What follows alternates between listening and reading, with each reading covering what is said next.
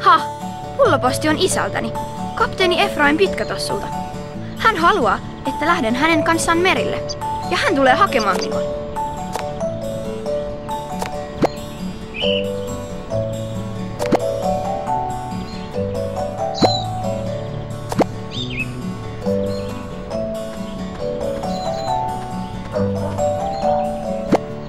Peppi, lähdetkö meidän mukaamme sirkukseen?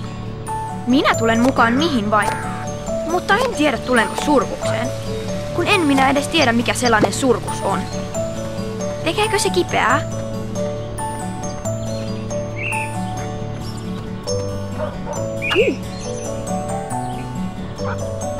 En tiedä mitä te rupeatte tekemään, mutta minä en saa lojua laiskana. Olen nimittäin nuuskia, eikä nuuskialla ole koskaan vapaata hetkeä.